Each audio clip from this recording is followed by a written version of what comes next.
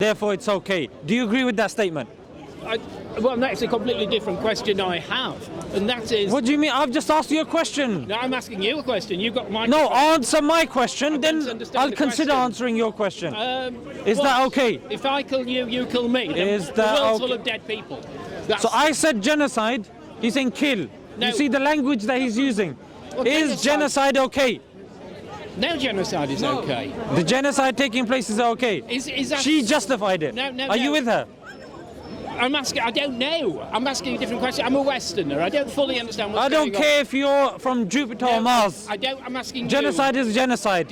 Even if someone comes from Pluto, it's a genocide. Did Assad in Syria commit genocide? I don't care about Assad. I care about all of those people dying under their regimes, whether it's Israel, whether it's Assad, whether it's this, whether it's Xi Jinping, whoever it is. Anyone dying, it's bad. We're talking about the current genocide taking place. In Syria? Are you saying that it's considered self-defense when Israel's made its intentions clear? Our aim is not accuracy, rather it's destruction. I would disagree with the tenants there. Oh, you're back. Oh, now you have to get in the queue again. Sorry, get in the queue. I can't compete with this lady. No. You've got my. I can't compete. You've got my time now. She needs to get in the queue. No, my take from what I read in the Western press is Israel has pretty much given up bombing Gaza. It's laid back now because I think it's probably won. It's killed a lot of civilians. It's killed a lot of is it Hamas they have there? I forget which it is. They've killed a lot of people, but they've stopped bombing Israel, so Israel have stopped bombing unless they find these Hamas people. What happened was bad. Like what happened to Assad and the Syrians was bad. But it seems to be... What's your name, by the way? Andrew. What's nice yours? to meet you. My name's Zeeshan. Zeeshan. Nice to meet you, Andrew. I'm honoured to meet you. What I'm more worried about is what's happening in Sudan. Sudan, millions of people. Sudan, Syria, Kashmir, Sudan, Palestine. Sudan is a massive problem about to happen. They're going to die of starvation, not just hunger. Why aren't people talking about Sudan? We're all talking about it. It's tragic that maybe 10, 20, 30, 50,000 people died in Gaza. It's tragic that 500,000 people died in Sudan. But 1 million people might die of famine. 1 million Muslim people might die of famine in Sudan.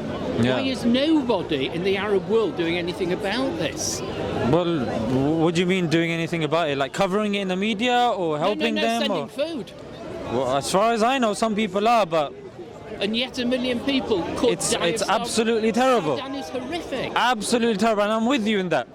We should campaign for any country that has its people being starved, have its people being ethnically cleansed, have their people, being collectively punished, whether they're in Palestine, whether they're in Kashmir, Sudan, all of these places. I think we should mention them all equally. However, the discussion that we were having over there, it was to do with the case of Palestine. So, out of interest, Palestine is an issue. That was the discussion that we started with. But what do you know about it? About the Palestinian issue? It's massive and it's complicated. And if you get 3 different ethnicities, you'll get 5 different peoples. And I think you'll get extremists, which will make it a lot worse. And I think there's a lot of civilians who wish it wasn't happening. I think there's probably civilians in Israel who wish it wasn't happening. The Prime Minister, Netanyahu. He's very unpopular in Israel, and he could be stopped being Prime Minister. That wouldn't be a terrible thing. And Hamas is pretty unpopular in Gaza, but people can't vote for anybody else because there's no democracy there. Just out of interest, do you know that Gaza has been under blockade? Israel doesn't allow things like chocolates, wedding dresses, concrete. What's interesting basic things about Gaza? Just one thing, so I've made my point. I understand that. For a long time it was part of Egypt. Before the Gaza. Before the 1960s. Gaza wasn't part of Egypt. Before the 1967 war. It wasn't. If you look it on. You're talking about Mount Sinai and the Golan Heights and that's Lebanon, Syria, and I'm talking about southwest till the 1967. I'm talking about Gaza. Gaza. The whole of Gaza, the Gaza Strip. The Strip. The Gaza Strip. Yes, since the 90s. You're showing me another video. That's a charity video. Make sure you donate, guys. She's right. What's this? You show me videos. I've got some videos as well to show you. Are you ready to see videos that I'm going to show you? Of kids with arms and legs missing? You're not listening. Oh, you're not listening. You're not. Yeah, and how do you feel? Oh, it's okay, is it? It's okay. Because apparently they would genocide you. That's the two-way. No, Gaza was actually part of Egypt till the 1967 war. Between 1948 and Are you aware that Gaza, half of the population of Gaza is women and children? It's half of every population is women. Well, okay, give me another population where that's the case. Well, 50% are women, 50% are men. Where? Theoretically, in the world. No. Well, there's more women than men. Yeah. What, 51, 49? No, but we're looking at worldwide. We're talking about the Gaza Strip that's #1 blockaded. Number 2, not only is it blockaded, but there's a concentration. It's densely populated. It's terrible. And on top of that, every now and then, Israel does a process called mowing the grass, in which they've made the point very clear: when the population reaches a certain age, they start bombing it. Then again, they have to raise kids again, and they're not of a. That's why the population is like that. Why isn't Egypt doing something? Because it's on the Egyptian border. Why don't they have their? So if you attack me, then the first question should be, why the hell are you attacking me? Not, oh, why isn't he jumping in? Let's talk about the two people involved in that interaction. So why the hell is the 4th biggest military on the planet throwing more bombs on Palestine than were thrown in Hiroshima and Nagasaki? Why is it that it's going to take 15 years for them to clear the rubble when Israel doesn't even allow concrete to enter? We're not even talking about the rebuilding process. Why is it that any human rights organization... Wait. Lots of questions. Hang on, I'm trying to hold them in the head. No problem. Let me make one more point. Let me make one more point. Yes, please do. When you've got human rights organizations like Human Rights Watch, Amnesty International, Francesca Albanese, which she's the UN rapporteur, and she's very popular because she's a Italian human rights lawyer, legal advisor, and she said that it's a genocide. It's a genocide, it needs to be stopped, and there's definite foul play taking place. But what's interesting and concerning is, when I'm telling you about Israel being the aggressor, you keep somehow deferring it to Egypt. No, I've done that once. I don't keep doing it, I've done it once. You've done it a couple of times. Have I? Yeah. Egypt used to own Gaza. But that doesn't deny this, but that's factually correct. But that doesn't justify. No, it doesn't. But why won't Egypt I don't take Gaza understand. back? No, but why should they when it's the Palestinians' land? No, it was always. No, but I don't accept that. That's what I mean. Okay, originally it was all part of the Ottoman Empire until 1914. Yeah. We know this. The Ottomans lost the war in 1914. The Western powers then split it up. Gaza became part of Egypt at that point, and was part of Egypt for a long time till the 1967 war. That's just a fact. I'm not making this up. Right. I think you probably know.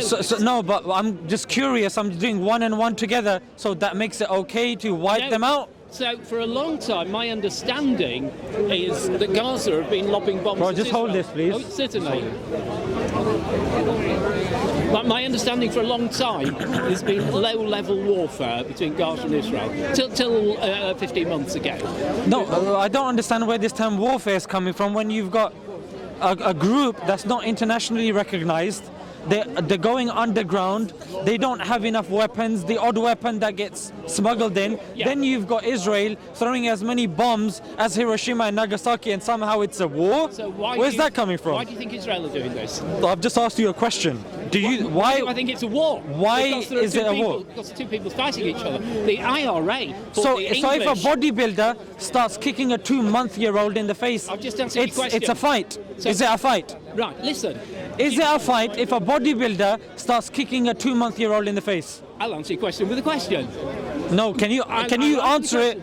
Can you answer it with an answer rather than a question? What's the war between the IRA and Britain? A war. Look, small people. Can you answer the question with an answer? It's a very simple question. It's as much a war as the IRA A bodybuilder kicking a 2-month-old in the face, is that a fight? I don't know. It depends. It's bullying. Okay. He gets locked up. That's the same that should happen to Israel. But you're not answering my question. The ICC, ICJ have put out arrest warrants from Netanyahu, Yogav, Golant, and all of these guys. Probably right. Do you think if he comes here, he should be arrested? All of them. I've not thought about it. I have to sit down. But you've thought about the history. You'll be sitting there reading the history books. I know history. But all of these women and children will be battered. You haven't thought about that. Well, I grew up in the days of the IRA. And the IRA... You need to think from here and here as well. The IRA killed a lot of English people. Was that a war? A tiny people bombing, killing people in this country and in Northern Ireland. I'm relating this and referencing... Frankly, I'm more interested in the conversation that we're having. We can talk about the IRA some other time. But is that a Let's war? talk about this. Let's talk about this. Okay, this is as much of a war as the IRA was a war. That's the question. No, but I've just shown you the disparity in the amount of weaponry. The it's fact. It's facts. We're trying to define the word war. Is it a war if my next door neighbour and me fall out?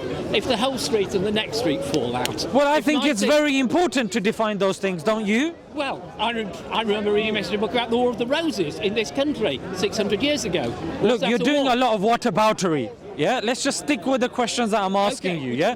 Now, if you've mentioned the war, don't you think it's important for us to define what war is? Oh, yes. I would argue yes. You're saying that's semantics. Yes. However, if we now move this forward and we have UN reports that suggest that Palestinians have tried to peacefully protest. In 2018, the UN have released a 250-page document in which they detail that the Palestinians were peacefully protesting. What did the Israelis do? Now, this was released in 2019, by the way. What did the Israelis do? The UN clearly says they intentionally targeted children. They intentionally targeted medics. I don't know. They intentionally targeted journalists. They intentionally targeted... So tell me, what's the aim? Disabled people, journalists. What do they want? Do they want to... The Gazan people don't want to be bombed into an oblivion. How about that? Okay. Do they want all of Israel? They don't want to be genocided. Yeah, but I'm asking They don't want somebody to come and take their land. How about that? Do they want the whole of Israel? How about that? Let's stick with that. Do you think that's reasonable of the Palestinians to want not to be bombed and not to be colonized? Do you think that's reasonable? I think it's reasonable for anybody not to want to be bombed or colonized. Thank you. Whether it's, as you say, the Sudan or Syria or Iran. Well, that's the question now that we're having, because Israel is on a rampage and they want to wipe them out. Okay. Like that lady was saying, genocide is justified because if we don't do it, you will do it. I'm not sure about that. What does Gaza want? You are sure about that. You disagree with that. You think that's abhorrent. That's sickening. I think it's horrible. I think it's a bad way of thinking. Tell me, what... That justifying genocide because you could do it to us? I'm questioning your heart now. What did you say your name, Charlie? I didn't say that. That's like getting your retribution in first. I've got to punch you because you might punch me. That's stupid. We both know that. That's what I'm saying. I want you to separate yourself from that. The question I'm asking you, we know what Gazans don't want. They don't want to be bombed and colonized. What do they want? Well, that's up to the Gazans to elect their own leader and for them to decide. Why is there no democracy in Gaza? Why is democracy the only way to rule? Because that's what the Gazan people think. No, you said why is there no democracy? My response to you is my response to you is don't worry, just follow what I'm doing because no problem, just focus on me. I will tell you what to do. Right. Because with the camera, sometimes what happens is it loses focus. Oh, okay. I'll take so as long as you're here, you're fine. Okay. So when it comes to democracy, on my forehead like they do on the television. No, you're good. You look very handsome. So I'm 71, man. You're still handsome. You look very handsome, but I'm not gay. Thank you. I'm Neither am I. No homo. It's very kind of you to say so. Yeah. So when you're saying why don't they want democracy, firstly, we haven't interviewed the Gazans. We don't know if they want democracy or not. Number two, why is democracy the standard? Yeah, let them decide what they want and what they don't want. That's up to them. Whatever they decide. How do you judge? But it doesn't mean that we bomb that into them. Oh, no. But how do you judge what the majority wants? Well, sorry, what was your name again? Andrew. Andrew. The thing, Andrew, is that in order to let any community decide what they want, you have to first stop colonizing them, first bombing them, justifying it. There are people that are doing that. I'm talking about the Israelis need to be held. I'm accepting that. I accept that. You to keep account. saying it and I accept No, the it. reason why I'm saying that is because that's part of the response that I'm giving you. But the two things are not mutually exclusive. You can be at war and have an election. How are you going to have an election when any building that you go to, there's a possibility of it being bombed to smithereens? Yeah, I take your point. Do you see? But do Hamas really speak for Gaza? Not all of Gaza, no. Just like Netanyahu doesn't speak for all of Israel. And I accept that. And he's in court. The He could go parties, to prison. look, Andrew, the parties can change, the groups can change, but we have to allow that to happen. Yeah. And standing here in the UK, the least that we can acknowledge and understand is when we see unconscionable violence, be it in Sudan, in Syria, in Kashmir, and wherever in Palestine that we're talking about, we have to be very clear and precise. We shouldn't beat around the bush and say, I don't know, and like Piers Morgan says, I'm in a moral quandary. However, when it comes to... My heart bleeds for him. It's a horrible man. So when it comes to Ukraine and Russia, he's very clear, very blasé about his opinion. But when it comes to Palestine, I'm in a moral quandary. I don't understand what's going on. So that's what I'm saying. That I find very refreshing. Number one, as an Englishman, I find it massively refreshing that you can stand here in front of all these people and police, outwardly say all these things and feel safe. If you'd done that under Assad Syria, or if you'd done that in other parts, or under Iran, under, I've forgotten his name, the Ayatollah, you would have had problems with the people there. I think it's fabulous you could speak your mind.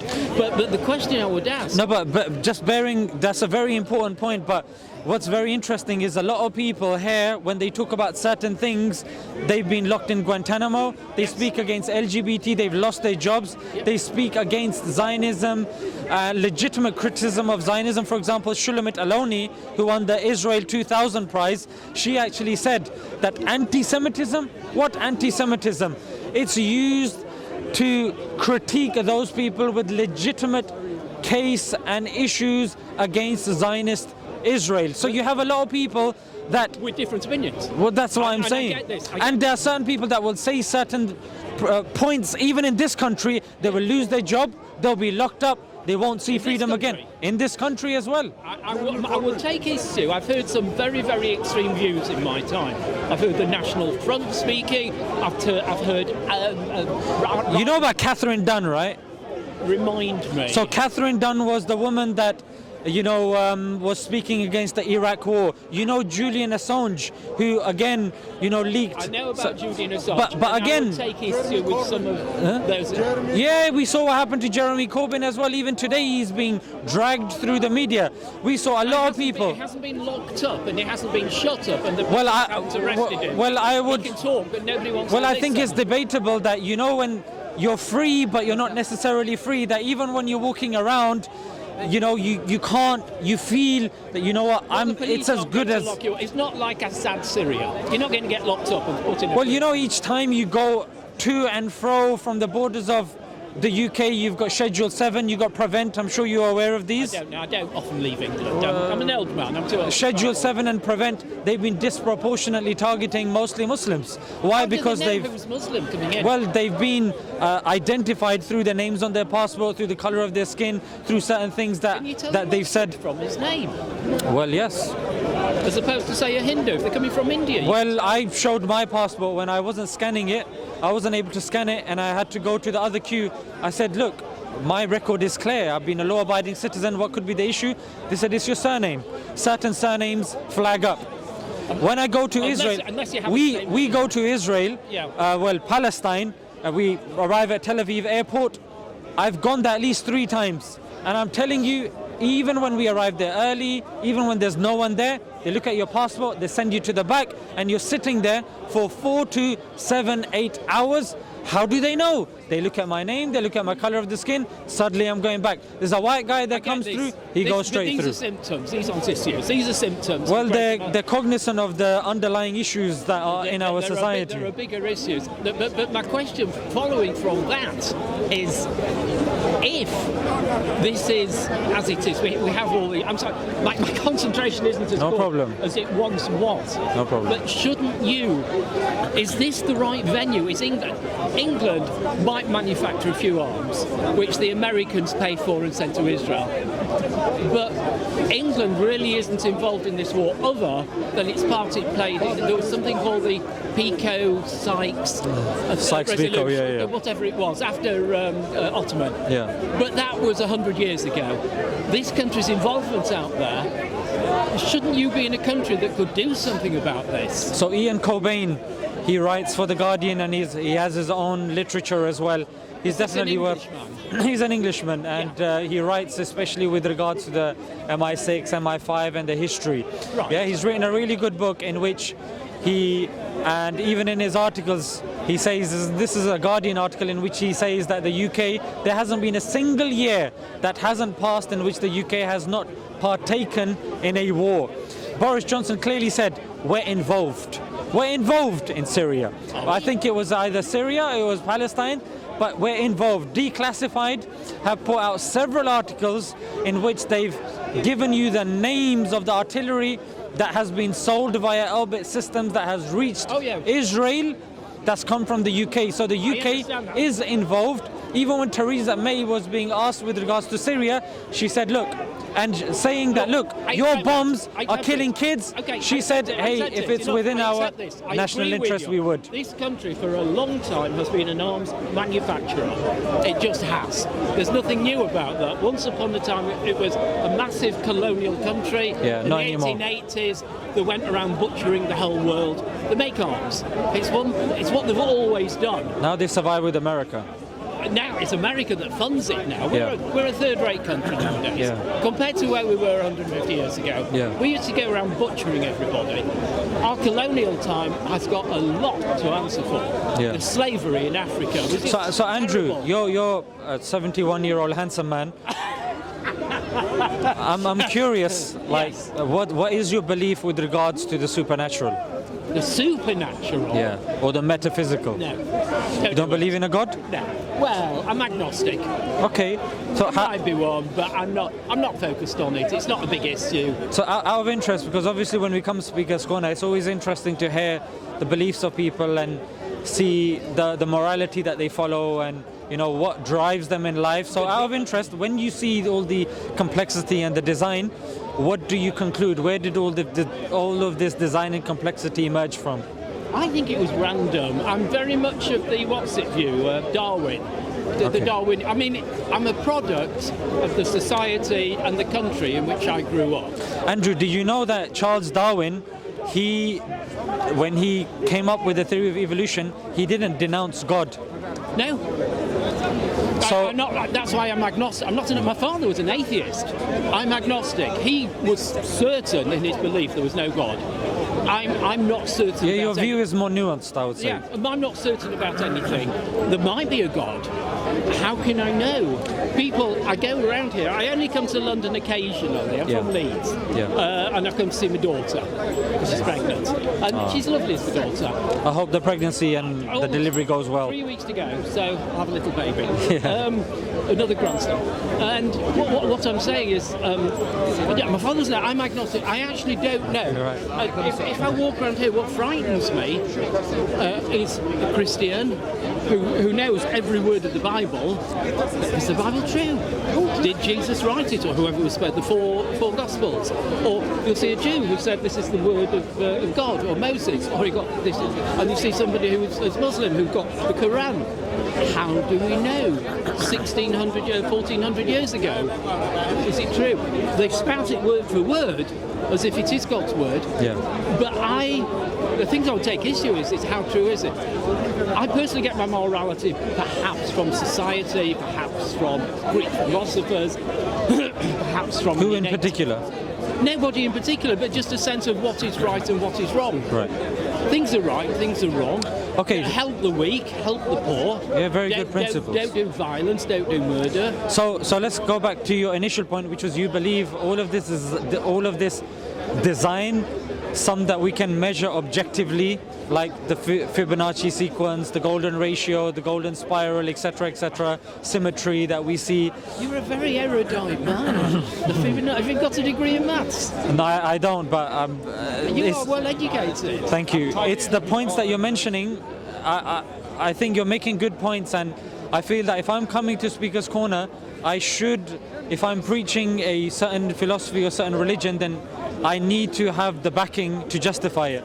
So that's why the questions that you've made, yes. I believe I can present to you a coherent, cogent, logical view that when you speak to, say, people of other faiths, I think you will more incline towards the view that we present, because I think it will satisfy, hopefully, your logical and deductive capability and inquiry. I've inquired widely over the years. I have taken a view to be accepting of all peoples. As we all should be. Yes, and not to particularly identify with any particular sect. I suppose in this country everybody nominally is Christian, if they're nothing else, because Christianity is established. Yes. You know, with the Archbishop and the monarchy and all the rest. It's the established religion. But it's a very tolerant religion. If you compare it to, say, Iran, which is a bit extremist, I accept, but they have a theocracy, and it's not very tolerant of other people, whereas English Christianity is very tolerant of most people.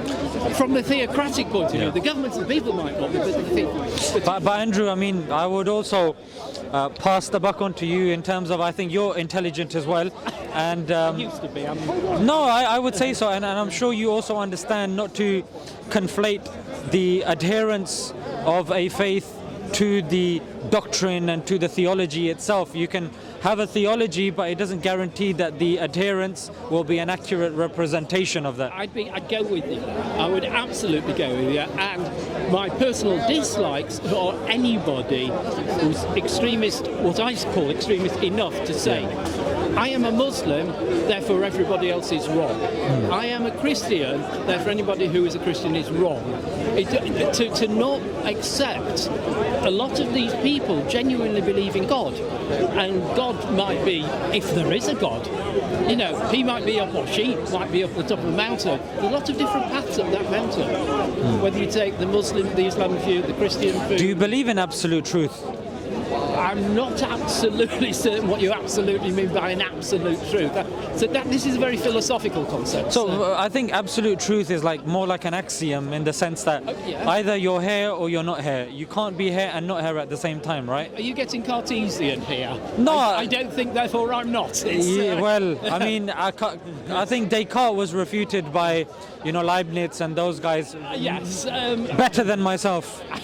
And I don't understand most of it, although I like Schumpeter, but that's more at an economic level than, and I prefer him to Keynes. But we're talking. But you do believe that, like, if somebody's been run over and you see their body, you believe that they exist, that they're there, as opposed to not being there. So there is truth. Okay, there's this sort of what do they call it? This myth. I've forgotten the correct word.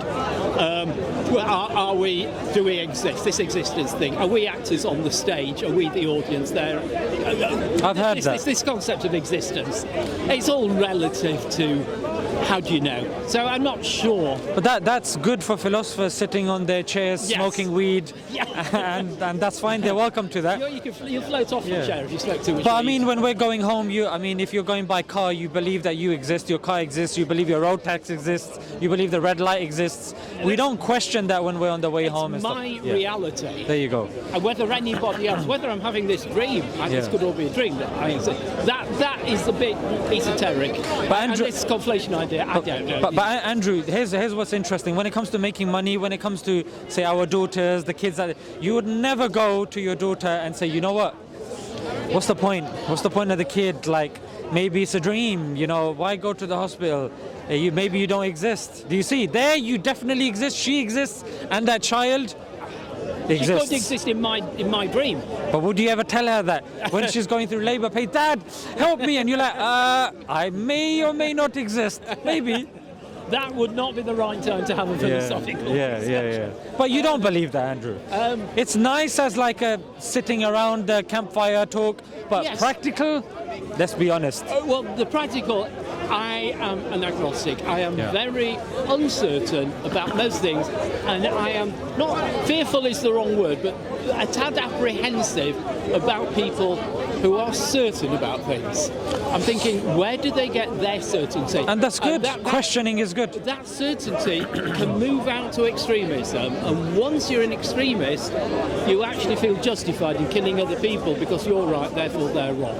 There's extremism everywhere, unfortunately. Yes, I in business, yes. in police, in every aspect of society, and that's why but I think it's very important to stay on the middle path. This is what the Quran says. But religious extremism has driven a lot of violence over the centuries.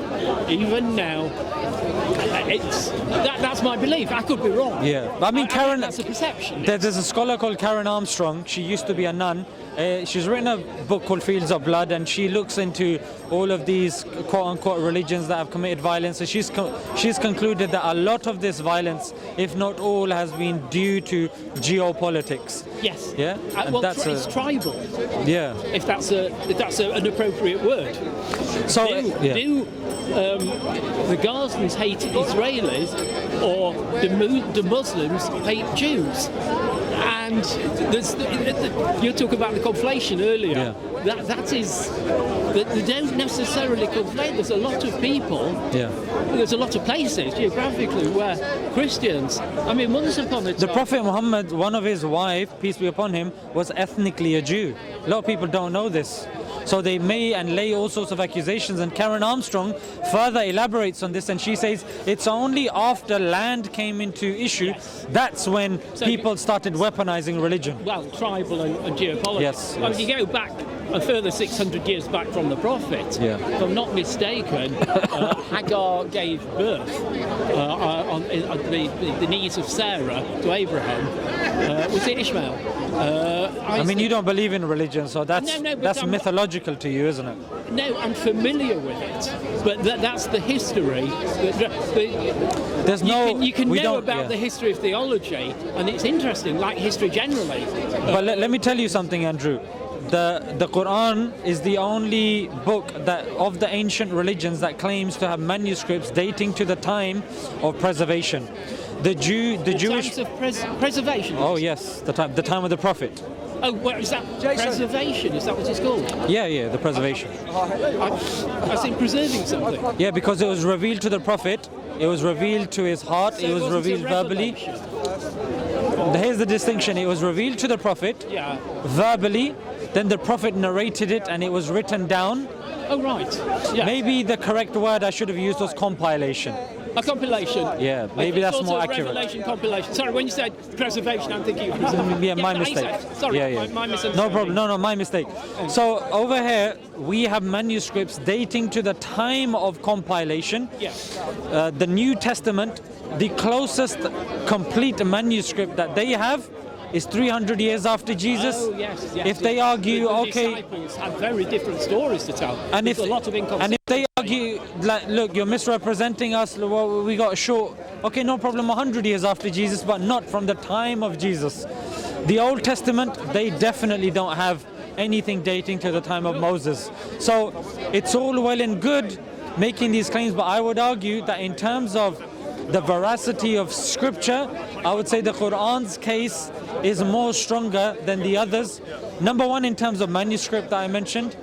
Number two, in terms of stomatics and provenance. I mean, if you have original, but my discussion, it's not a pushback. You can, of course. That's why I'm here. I should be able to take a pushback from you. What I would query is 1400 years ago, the people writing it down, if they were all Nigel Farage's or all Donald Trump's, they would be writing down their truth, not the Prophet's truth. Yes. So, and we can't go back to find out. Well, technically we can. That's why I gave you the term stomatics. You could do time travel. Well, through literature we can. Through literature we can. Just like you were time traveling when it came to Hagar and Ishmael. Yes, we're discussing this. Yeah, you were. So there is a degree, especially when you look into history and you look at Princeton's Guide to History, there's ways that we can discover, that decipher, and especially using the fields of stomatics, we look and we analyze the Hijazi script, we look at the shapes, we look at the use of dots and markings. We can go back and we can say who it's coming from, we can say who the scribes are, because it's in Islam we have the names of the scribes, we have their biographies. Like, you can go home and you can check their biographies, and through Andrew. We've got Piers Morgan, we've got Donald Trump. No, but if you just because they say it doesn't make it true. But here's the thing. What the key and the smoking gun that I'm going to say is the argument of testimony, that we have chains of narration that have been preserved and that can be critiqued by anybody. You can go home, various testimonies whose chains we can ascertain and check, and the probability of it being fabricated becomes negligible. I've got sad news for you. This is all very compelling, and I actually don't agree with any of that. Sadly, I'm 71, and my short-term memory is going just a little bit, and I'm not going to change. I'm not taking on board your I won't change to Islam. No problem. I just won't, because I don't come from Islam. It's not my family structure. I don't live in an area where I'd be able to practice If it was shown to be true to you, would you accept it? As I said earlier, I am very, very dubious, cynical, questioning about everything I hear. But that's not why I asked. I said, okay, I'm hearing one person's truth. If somebody comes up to me in the world, in the street, said, this person has just said this to me, and it's robbed me of this, it's taken me that, I'm only hearing one person's truth. And that's fine, Andrew. I want to hear the other. That's why I said that if it was presented to be true to you, whether it's through one person, two people, 3, 5, 10, if you were convinced that, you know what, it's true, would you accept it? I haven't got enough years left in my life to read the Quran, to read all the hadiths, to read everything that went into it, and my time for studying is long over and long past. It's not why I asked though, Andrew. It isn't, but I don't have the intellectual depth, gravity. I'm not intellectual enough now. Let's just say, God forbid, something happened in your life that, because I know many people that they assume that where they are in that moment in time, that's where they're going to remain forever.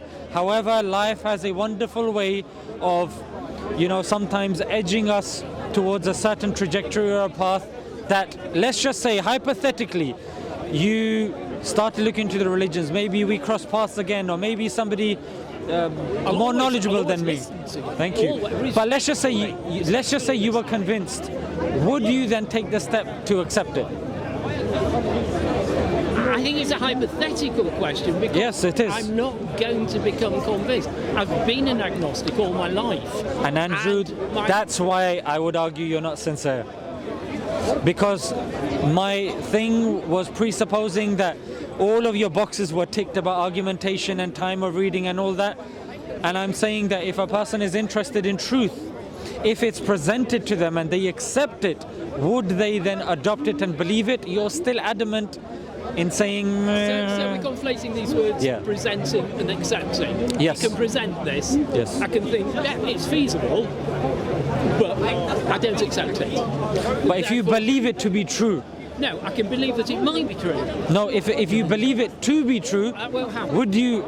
I don't believe you. How do you know? I don't know. You're telling me about the past. Okay. Do you know the future? No. I'm telling you about how the past has been reported. Yeah. I don't know the past is true. I only know what I'm telling you. I mean, I've had a truly, truly surreal conversation with... I opened my door one day to a knock. There were Jehovah's Witnesses. Yeah. So I invited them in. I don't know if we ever chatted with them. Yeah. And it was bizarre.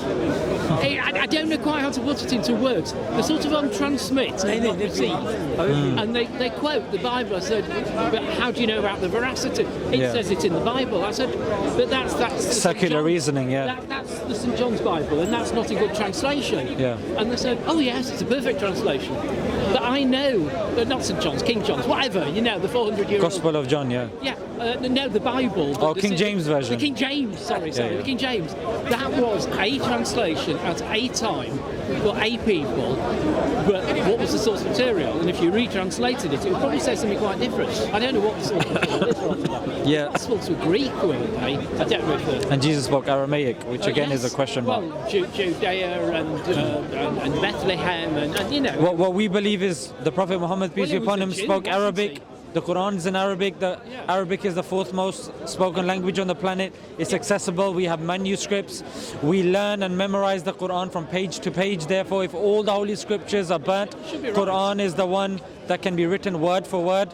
So something that clearly comes from God has to obviously be, in a way, uncorruptible. But don't the Jews do that in Hebrew? I mean, that's a very old language. They don't have chains of narrations going all the way to Moses. No. Still talking. We do. I don't know now, I suppose. Yeah, exactly. But I don't think I'll move away from being an agnostic, because that takes away to what, to me, it's fundamental, and that is to question other people's beliefs. But isn't that the definition of agnostic? When a person says, I'm not sure. So if you're not sure, how can you be certain to stay on that point of I'm not sure? Surely you should move on to I'm slightly more convinced. If I get an answer, I'm open to it. I think that would be a more healthier stance for you to take, Andrew. If I move towards the slightly further east from the Arabian countries, and we go to Hindu, Buddhism, Shinto, I mean, these are other possibilities, and I haven't studied them enough, nor am I likely enough, and I don't think I could accept your truth till I've seen all the truths. But that's what I'm saying. There are certain things that, let's just say, even in a simple conversation, we can get our brain juices flowing. For example, logically, rationally, if I was to argue to somebody, if there was, like you're a philosopher, you understand that there's... I'm a retired shopkeeper. I'm not a philosopher. So you're into philosophy? I take an interest. Yes. So when a person looks into philosophy, there's certain terminologies that tend to creep up again and again, which is contingent beings, or contingent existence, or a necessary existence. You are brighter. You are more erudite than me. I'm not familiar with. No problem. I will elaborate on anything you don't understand, just so you gain some sort of insight before you leave today. Do you know what? An opinion is you should be preaching to younger people. I preach to everybody. Not old farts like me. I'm not ageist. I've had my life. I'm not going to be taking on board new religions, new philosophies. My short-term memory is beginning to fail me just a little bit, and it's the next generation that's more important. To be fair, Andrew, I speak to everybody. However, the way I've been brought up and raised, I respect my elders. So if I see somebody like yourself, I will definitely... It doesn't mean that just because you're old, I'm not going to deliver... I've got a lifetime of experience, but my cognitive capabilities are not what they were. And if you have a look at the people that win the Nobel Prizes, and that are brilliant, a lot of people peak in their 20s and 30s and 40s. That's when they do the best work. There you go. Not in the 70s. Well, I know many people that have accepted their faiths, like on their deathbed. There was an individual called Abdul Rahim Green. His father was literally on his deathbed. He accepted Islam. There was somebody I saw last week on their deathbed. They accepted Islam. So again, Andrew, there's a fallacious philosophy. Well, two stories for you. One was Voltaire. And you know what Voltaire said on his deathbed? Tell me. The Catholic priest came to him and said, "Will you renounce Satan?" on his deathbed. And Voltaire says, "Now is not the time to be making new enemies," which I thought was quite clever. I didn't think it was clever. You know why? Because if you believe in Satan, you're presupposing that there is a God. Yes. So I think he made a fundamental error there on his deathbed. But he was on his deathbed. But Andrew, don't underestimate yourself. In our faith, you know what we're taught. We're taught, regardless of the age of your parents, we don't have this culture of sticking them in old parents' homes, of even saying oof to them, like a sign or a sound of uncomfort or being disturbed by them. We don't believe this. Can I tell you something that I respected enormously in my lifetime as a shopkeeper? Yeah. I had a post office. I was a postmaster. I came from Leeds, but my post office is in Bradford. About 90% of my customers were Pakistani Muslims, because Bradford is just famous for it. What I respected was these people were desperately poor. They were living in tiny houses, back to back, so they'd be familiar with them. 1 or 2 bedroom houses. The before generations, the before generations, and the children looked after the grandparents. What you just said, you don't put your grandparents in a care. Yeah. You look after them till the side. Yes. And I thought, wow. We used to do this till 100 years ago, till the modern state started. I don't know if I could cope. I lost my mother 4 weeks ago. Sorry to hear that. Thank you, it's going to be to say whatever that was. She was 93, she'd had dementia for the last 3 years. She didn't know who it was. I actually thought it was a blessing. She had no awareness of herself, of her surroundings, of me. And I thought it was a blessing she died. She could well have been in pain, she could have been suffering. Well, and I didn't know. There's no theology involved there. It was just my mum, and I didn't want her to be in pain. Yeah. You know, it's a long way from this current thing going through Parliament about this euthanasia they're talking about. Yeah, they want to bring that in, A long way. But if you've had dementia for 3 years, and you've lost all your marbles. Yeah. But I respected that. But it wasn't just the Muslims. The Sikhs were doing the same, and the Hindus were doing the same in Bradford. Yeah. So I took a view that this is probably a Southern Asian custom that you live as an extended family. Marvellous to have that much respect for your parents and grandparents. But there's a slight difference. The extended family concept is more cultural. However, the respecting of parents is more scriptural. You won't hear in the scripture for us to live in extended families like in one home, 4 or 5. That's not a scriptural thing. That's more of a cultural thing to survive during times of colonization in which we're struggling hand to mouth and during tough times. However, the scripture tells us even if your parent is living, 5 blocks away from you, this is how you conduct yourself with them. Hang on, isn't that in the the Jewish and Christian 10 Commandments? Is it? Oh God, this is 60 years ago. Sunday school. 4th commandment. What's the 5th commandment? Respect thy mother and father, that your days on this earth might. It's one of the 10 Commandments, isn't it? Yeah. It's one of the probably. basis of Judaism and Christianity. Yeah. I think this man is going to look it up in his Bible now.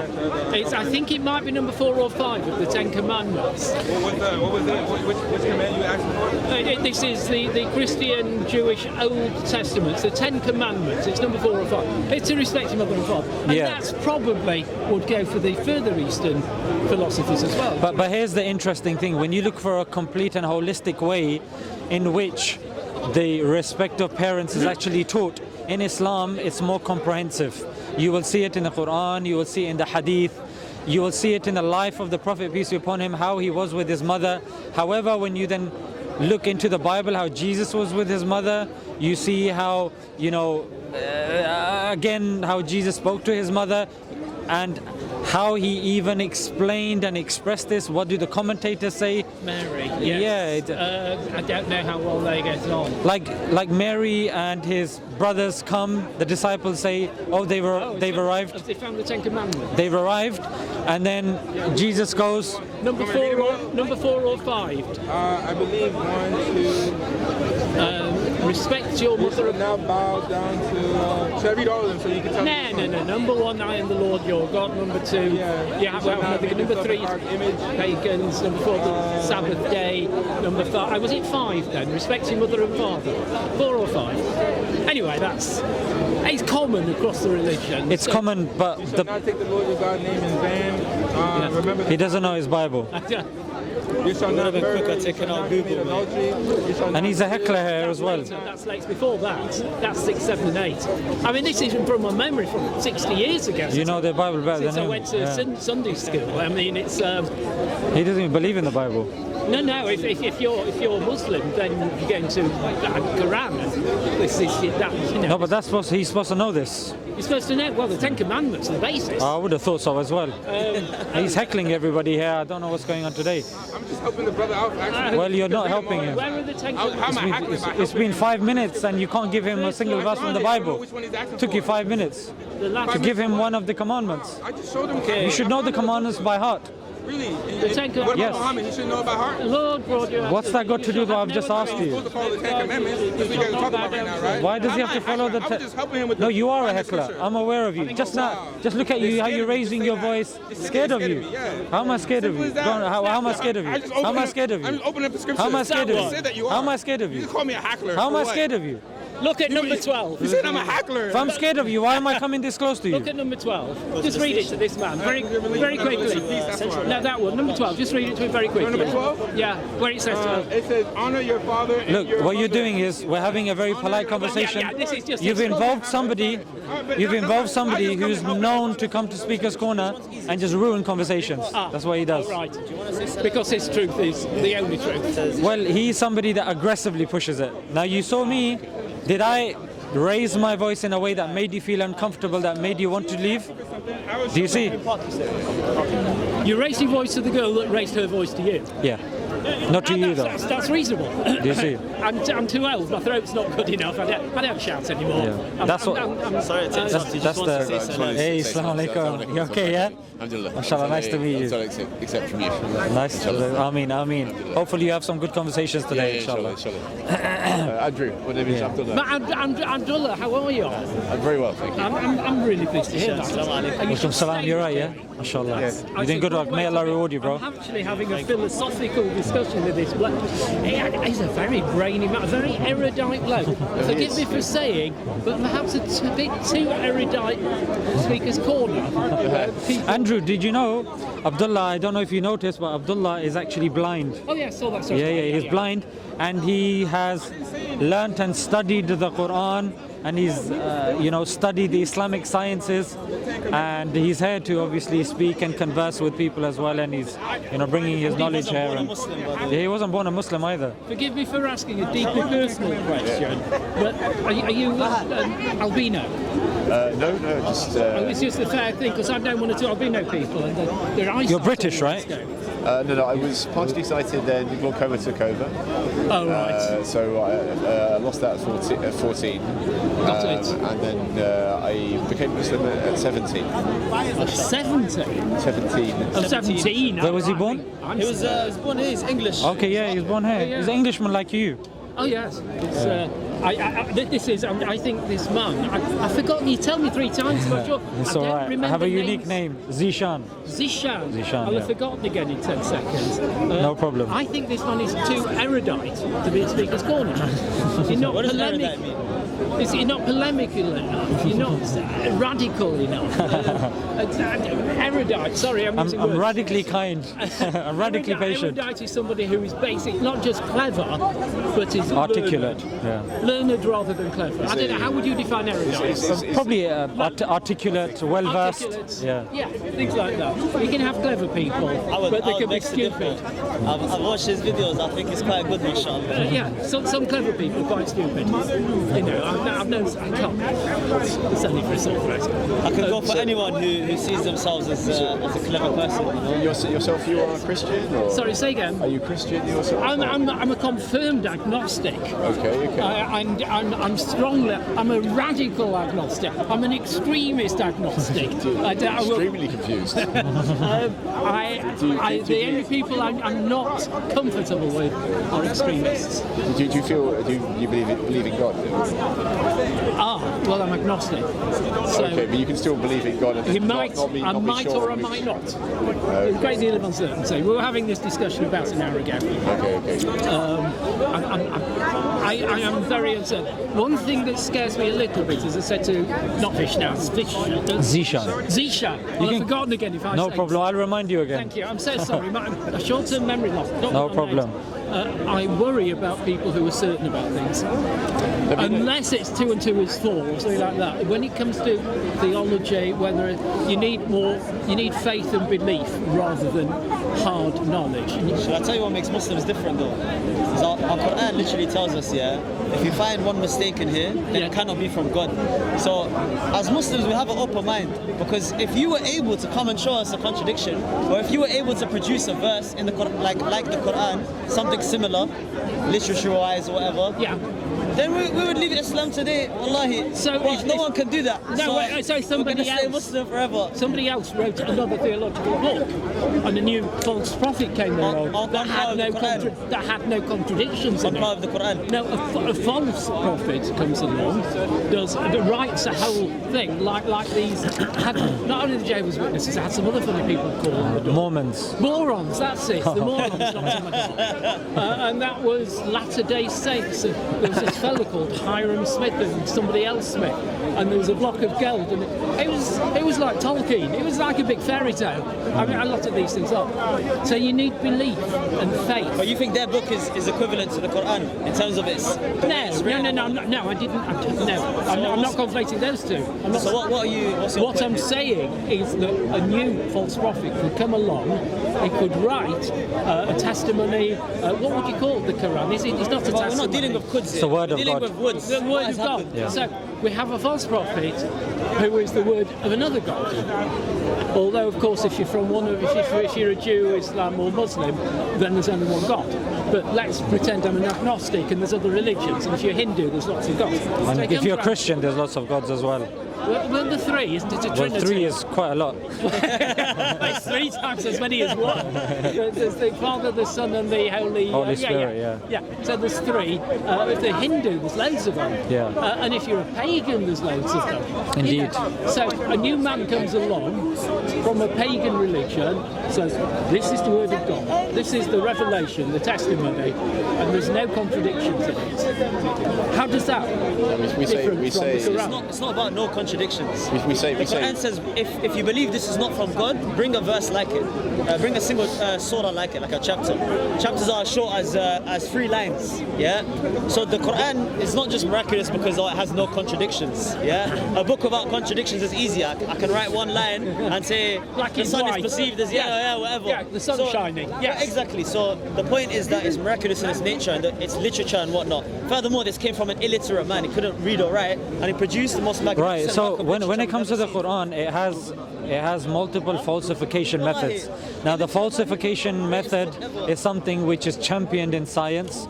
It's used as a yardstick for the veracity of science. So if we just bundle what he's just said, these are various falsification tests that the Quran offers that aren't present in other books. In fact, if you was to speak to a Christian today, you ask him, are there contradictions in your book? An honest Christian would tell you, yes, there are. However, if you ask a Muslim, the Muslim would say, no, there cannot be, no, there is not. So that's the thing. When it comes from something other than God, then naturally there would be certain things that don't measure up to other things mentioned in the book. That's one aspect. And the other thing is, you're absolutely right. And this is a problem that we have today. Loads of people coming and claiming divinity. So one of our ways of deciphering and finding out who is a genuine and who was genuine is through what he's bringing, and that is the prophecies. One way of measuring the veracity of the Prophet Muhammad, peace be upon him, is through the prophecies that he made. One really good book is called Forbidden Prophecies by Abu Zakaria, that collates prophecies by the likes of Nostradamus, the founder of the Mormon sect, and a bunch of other people, and it shows that not a single prophecy of the Prophet Muhammad, peace be upon him, was proven to be fake. In fact, it was so precise and accurate, something which a false prophet seldom, in fact, it's the cardinal sin for somebody that does cold reading, or for somebody that is. Tell me who died on the cross. Forgive me. So, no problem. So somebody that does cold reading, or somebody that does, false prophecies, they will never be date specific. So I can give you certain examples. Now I understand Nostradamus. It's wrong. It's nonsense. Yeah. It doesn't say anything. You can work backwards. I've heard about people talk about the Christian Bible and talk about numerology. And they give number values to certain things. Yeah. You can. I'm so sorry. Forgive me. They can work backwards from anything and come to a starting point. That's not hard. It's called the Texas sharpshooter fallacy. I'm aware of that. Yeah, but and it's rubbish. Yeah. And Nostradamus is rubbish.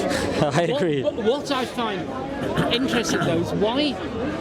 Okay, if this world, I'm not a fundamentalist. I strongly suspect that the universe is 13.8 billion light years old. I don't know how old it's supposed to be in scriptures.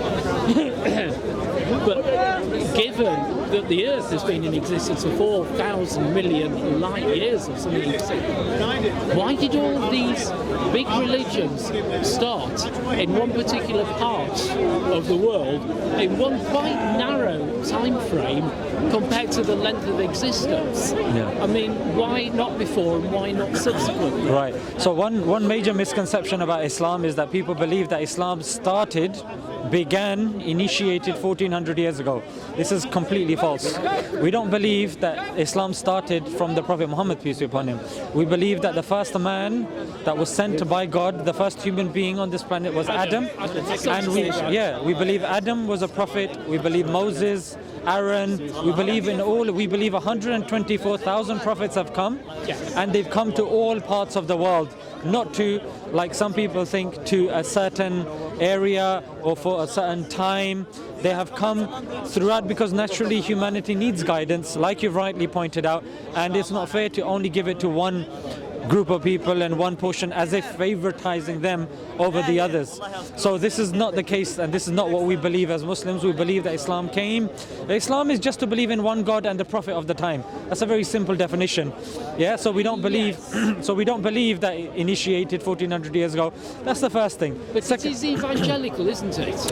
Of course, because you're looking for converts. It's not necessarily looking for converts. It's, you know what it is, like there's a very important part in the scripture that says that you cannot force somebody, there's no compulsion in religion. Like, let's just say if a Muslim army was to take over a land, it is forbidden for you to force your faith on somebody. That's why you have people like Coptic Christians in Egypt who have generationally Christian. And the Druze up in the bottom of Lebanon and all the rest of it. Yeah, even if you look at the history, the Caliph Abdul Marwan ibn al-Malik, and you look at the Caliph Harun al-Rashid, they had Christian physicians, they had Christian tutors that were very well off. And even Montesquieu, who's known as one of the fathers of democracy, who was very anti-Islam. However, he said that the non-Muslims that lived under Muslims, they were very comfortable. They had no issues paying the jizya and the likes. So when you actually look, my recollection of the Ottomans is they generally would employ a Jew to collect money for them, and they were well regarded. That was one of my recollections of them. Would refer Jews to Christians. I've no idea why. But there were lots of them in those days, I suppose. The Christians didn't particularly. But it's even in Spain you had Maimonides as well, and he was supposed to have been a good philosopher, wasn't he? Yeah, probably, but when you say there's no compulsion, I mean it's very noble and heroic of it. Oh, so sorry. My recollection of history of what happened in the 1400s, was it, in Spain, under the Spanish Inquisition, the way one lot of Christians threatened another lot of Christians who were Catholics, and if you weren't Catholic, you were dead, and they tortured you. Quite barbaric. That's what Karen Armstrong says. I think it was either Karen Armstrong or somebody else. She said that it's not possible under Islam because we didn't have our, like a central figure like the Pope, who was obviously disseminating everything. Exactly. It's top down, yes. Hierarchical. Yeah, so for us, I mean, that hasn't happened in the past, and any person that does do that today, you will see credible scholars clearly denouncing it and refuting it and condemning it. So, I went on a holiday 4 years ago, after I'd sold my business, with a colleague of mine from Bradford, and I went to America for the first time in my life. This bloke was also a widower. He'd lost his wife, and he was a Hindu, also a postmaster. So 2 old postmasters are widows. He got up at, I think, 4 o'clock every morning, put a thing round his neck and spent 3 hours. I was very impressed. I was quite devout. Had lots of chats with him. But what he said was this religion is not evangelical. It doesn't seek converts, and it doesn't seek to teach other people about the Hindu religion. And I thought, well, that's pretty different from Christianity and Islam. It's a fundamental break. They are content or satisfied in their own belief of what they are, and it was telling me God has a place for everybody in the world, and you don't have to be a Hindu to be reincarnated. The thing is, I would beg to differ, Andrew, because well, that's only what he told me. Because I've been looking into Hinduism, and I debate a lot of Hindus as well. Yeah. We have a lot of fruitful discussions, and I'll tell you, if you speak to two Hindus, you will hear two different answers, because their scriptures is debatable as to which scripture is actually from God, which God is actually God, which God he comes from, who's the avatar. The religion has been so watered down and is so open to interpretation. If they do say it's evangelical, the question would be which version and which book do we preach to people? So it's a lot of religions under some sort of grouping. Yes. I like that too.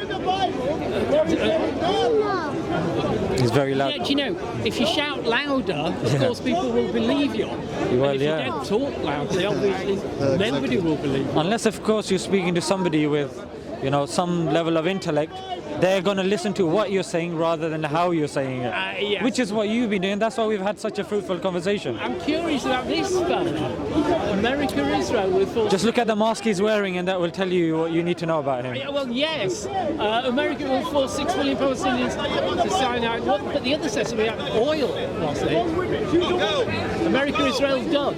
Okay. And Andrew, you know what was also interesting? This was at the beginning and I wanted to, but I didn't want to interrupt you. You made a point. Sorry, forgive me. Yeah, no problem. But you said that when you see all of this design and you see everything around you, you attribute it, according to your understanding, to chance, Randomness. To randomness. Yes. And if I may enlighten you regarding a fallacy, and feel free to check it up if you ever do get a chance. Yeah. It's called the fallacy of reification. The fallacy of what was that word? Reification. Reification. Yeah, it's one word, but I've just broken it down. Yeah. So, the fallacy of reification tells us that it's a fallacy to take something which is abstract and give it concrete properties. For example, chance is a way of describing things. Chance itself doesn't create things, so it doesn't have creative properties. It's just our way of understanding and conceptualizing the variance that we see.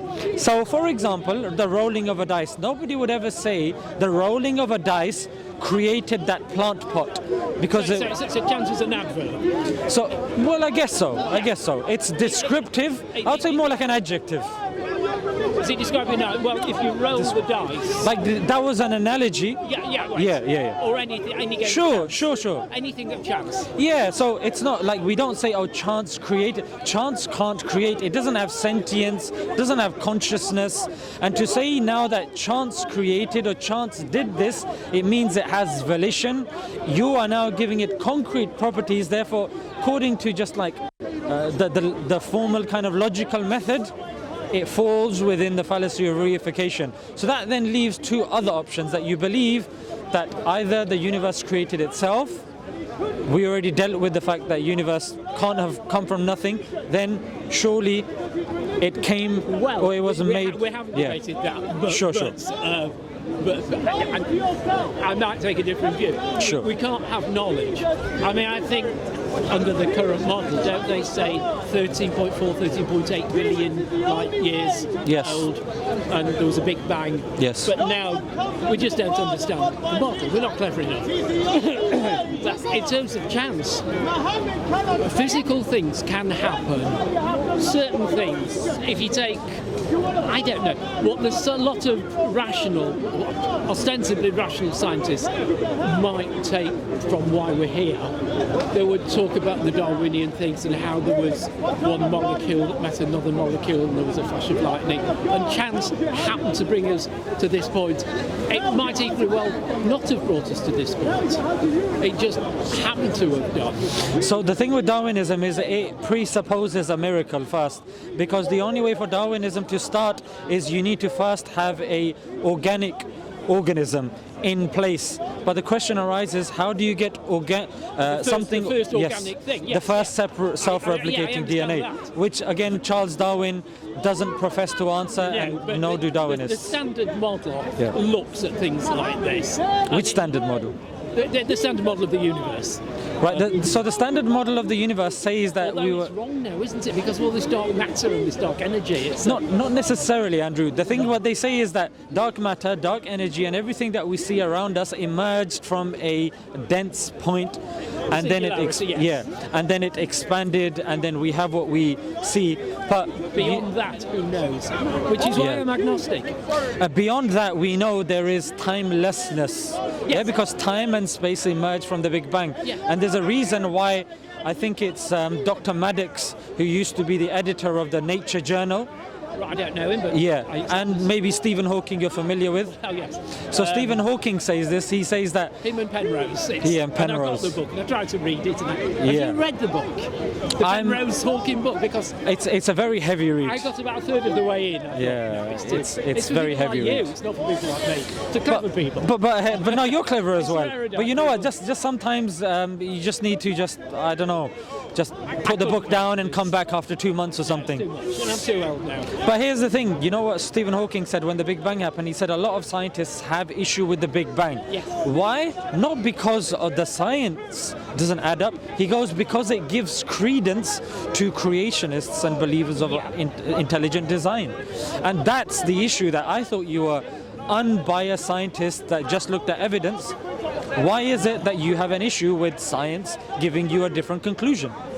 And of course, till the Big Bang is the current theory. But growing up, I remember studying chemistry at school, and the steady state was the thought of the day. That's right. It's always been, is, and always will be. Absolutely. Before they discovered it's actually expanding faster than light. Absolutely. But I don't think it's for mortals to even guess at this sort of stuff. But let me... It's for clever people. It's for young philosophers with enormous brains to talk to each other and try and come up with answers. It's certainly not for me. It might be a bit for you. But Andrew, have a look at this. Allow me 1 minute. So in this 1 minute, I'll try scaffold something quickly, yeah? Okay. So you and me and the people around us and everything, we're dependent beings, yeah? We depend on other things. For example, I depend on food, the food depends on light, etc., etc. So if we continue that chain, that depends on something else, that depends on something else. If we continue that chain, we can have two options. Either that chain continues forever, and that leads to something called an infinite regress, which we know is not rational, it's not logical, doesn't exist in the real world. Or there is an end to that chain, who Aristotle called the prime mover, who Hume and these guys call the necessary existence. Because for us to even be here, if we're dependent on something and there's an infinite chain, there has to be an end, because we're getting our powers, our faculties from something for us to even exist. Now the question is that if we end that chain, and philosophers, Spinoza, Aristotle, and all of these giants like Leibniz don't have an issue with this. Now here's what the issue is. Okay, let's say there is a necessary existence. The argument and the issue actually is that what is that necessary existence? And one of the arguments that I will posit to you is, if we see design here, immense amount of design and intelligence, then I think it's rational for us to infer that the necessary existence has the capabilities to maneuver around this design as well, and having and producing complexity would then you can infer from there that the necessary existence has to have wisdom. Now, here's the actual point that I want to make. If the necessary existence had wisdom, it is not befitting of wisdom to create beings and just leave them wandering and leave them with no guidance. So while I would tend to agree, if I was not a man of faith, I would argue that if we accept there is a necessary existence with wisdom, then surely he would bridge that gap of knowledge from it to us. followed. I wish I was younger and my short-term memory was better. But as I was listening to what you were saying, it was very cleverly constructed, was that? But some of those links are just a tad tenuous. Sure. You know, from point A to point B. In my head, it wasn't necessarily dependent. The next point, I would respectfully take issue with some of those things. Go for it. I need to sit down and make notes back, really, as I'm working. Because if you presented about 6, 7, 8 different tenets that didn't necessarily depend on me. Shall I break them down? I don't think. Okay. Well, you say that we're dependent. Let me focus. Point A, point B, point C, therefore point D, therefore point E. I'm not sure, personally, I would buy into that, because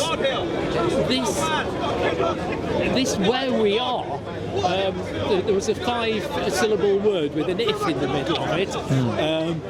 I've forgotten what it was now. Where we actually are, we could have got here using the Darwinian theory of evolution. I shouldn't harp on about Darwin, but we could have evolved to this point where we are. And we don't necessarily stay. There was the point you made about regression. We don't necessarily just stay here. We could evolve into something else. We could all evolve into maniacs and nuclear bomb ourselves out of existence, nuclear bomb the Earth out of existence. We're capable of doing anything, and I think it's good fortune and chance that keeps us all in check. But sorry, here's the difference. When it comes to science, that relies primarily upon empirical, inductive kind of reasoning and evidence. But what I'm presenting to you is more deductive reasoning. So deductive reasoning is not predicated on Darwinism. Darwinism is a mechanism, and we have no issues with certain aspects. To get from there to here. Yeah, like I'll give you an example. Like, we have no issues with evolution. However, Darwinian evolution is something that, again, is questioned even by giants like Michael Roos and Dennis Noble and these guys. And again, there's something called the third way. So even amongst academia, Darwinian evolution has issues, because what you're doing is you're bringing in something called natural selection and the tree of life. And natural selection and the tree of life relies upon something called homology, which again is another can of worms. Evolution, i.e. stuff that we can observe, i.e. when we have antibiotics and we develop a resistance towards them, that we have no issue with. So that's the first difference. And the other thing is, look, evolution is a mechanism. We believe God is a creator of mechanisms. They're two different categories. So just because you know how a mechanism works doesn't exclude the creator of that thing. But just because you know how it works doesn't mean there is a God. Still have my chance. No, but that's my argument, that just because you know how something works doesn't exclude a designer. I would say, according to the PCR method, the principle of sufficient reasoning, that basically says that anything, that even when you're looking at things, nothing is without purpose, nothing is without reason. And that's when you start getting into the heavy stuff. But if we just keep it... So nothing can be random? That's why I said that when you say random, even scientists, atheist scientists who believe in something called, it's a position of morality, when they believe that we have no free will. It begins with D. As I keep saying, you're much more learned than I am. I'm not familiar with this. So even atheists, they don't necessarily, not all of them accept that we have free will. Some have determinism. Okay. So there's a school of thought that believes that no, everything has been predetermined because of the forces of nature. If we were clever enough to understand which way the air goes, which way the sun shines, we can, in essence, predict everything. But that's science and philosophy. That's a bit dubious. I agree with you. I agree. Although there are creationists that believe everything that is predetermined by God. They say everything is preordained. I remember, this is just a symptom, but I remember a bizarre conversation I had with somebody once. in my little post office, I was tasked with selling insurance. I was selling house insurance, and somebody said to me, I don't need house insurance because I've never been burgled. Yeah. And then, you know, we then had to start trying to sell life insurance. And I thought, I wonder how that transfers. The Muslim says no, because God decides when I'm going to die.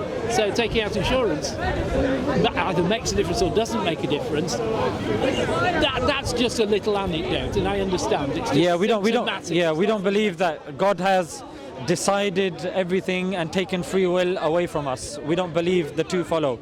So you can take out life insurance. It's not in God's hands when you die. No, what I'm saying is that when it comes to insurance, there's an issue of riba there, which is usury, interest. There's more accurate term. Just insurance. Yeah, so the chances of a young person dying is high and of a young person dying is low, and you pay money. Yeah, that sort of stuff is not necessarily permissible amongst Muslims. Like, we don't willy-nilly take out life insurances and stuff like that. We have other ways of doing stuff in Muslim countries. This is something, it's more like a Western thing, more capitalistic. Take this insurance, that insurance. But when it comes to Muslims, what we say is that, yes, God is all knowledgeable, He knows everything. However, we do have free will, and the two don't contradict, because knowing something doesn't imply coercion. Just because you know something, that doesn't mean you're being forced into doing something. However, you're right, there are certain people that believe that we have no free will, especially amongst atheists. So what the determinists, I would argue that why would you put somebody in prison if they're subject to the elements, if they're subject to everything around them, and they can't decide and choose for themselves? Why are there punishments in place? And again, that goes into another issue. That's very deep philosophical stuff. It's been delightful. No, likewise, Andrew. Thank you for your time. Thank you for your time, Andrew. No, thank you for yours. It's been a delight. Yeah. This is one thing I missed though. Yeah. Is the hecklers that are perhaps a little unhinged. Yeah. I have no knowledge. I have knowledge from Allah. Yeah, he's one of them. Oh, you got knowledge. You have no knowledge. Yeah, I told no you. money. Jesus is not coming back. Jesus isn't coming back. No, he said you don't have any knowledge. People. Oh, and Jesus isn't coming back. No, I'm distraught. Let's end on a nice note. You don't want to get. I'm inconsolable. Yeah. I'm so upset now. Do you know what? I'm absolutely desolate. I was looking forward to him coming back. Go to mental hospital now. Okay, thank you. All the best with your daughter and her pregnancy. 3 weeks' time. She's in our prayers and our thoughts. And no, please don't. I hope it goes well. I'm agnostic. No, but I don't think it'll make any difference. But even I think chance will determine the future. But even if you believe in metaphysics, and if you look into metaphysical, right? And there's we're talking heavy. Yeah, there's a scientist called I think Mitch. I've forgotten his name, but he did a study in which he concluded that words uttered positively can emit positive effects, and this has been checked on a number of things. You can try this at home. You have rice and in water, and then you have 3. One of them, just say praise to it.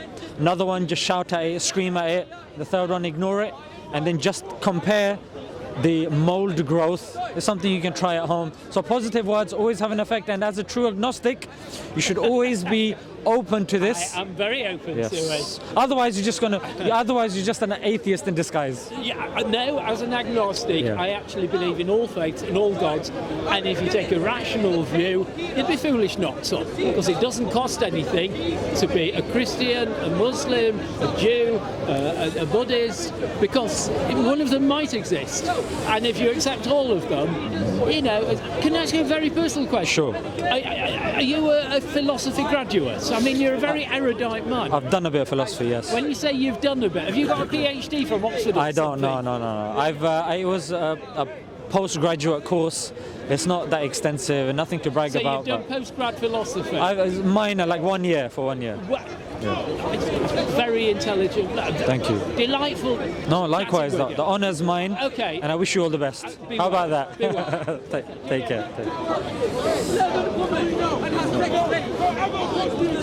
Brother, how long was this conversation?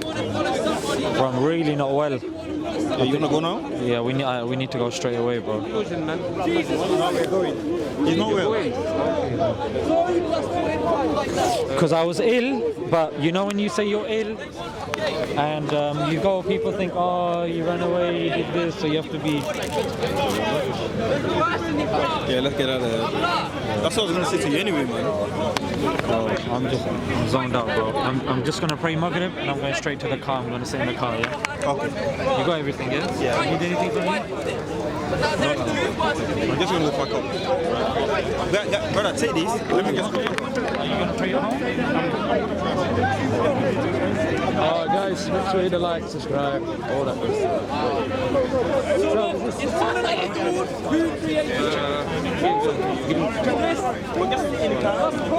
Used to kiss him.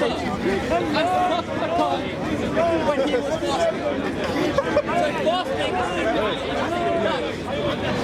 No, it's not mine. It's not. We're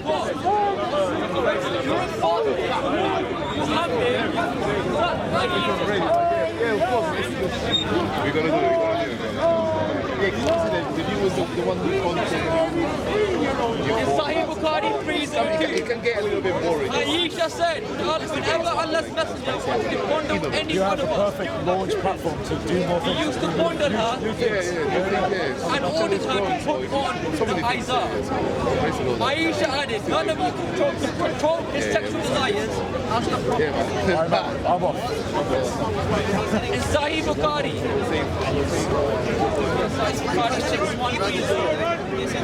Aisha said, I used to play with those in the presence of the Prophet. And my girlfriend also used to play with me. Unless apostle used to enter my dwelling place, they used to hide from. But the Prophet more than they would go to it. I claim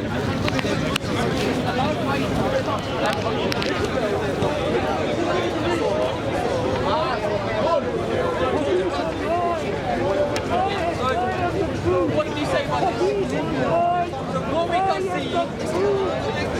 we can see clear, the bad hair has been reached the ground and you can see us from up.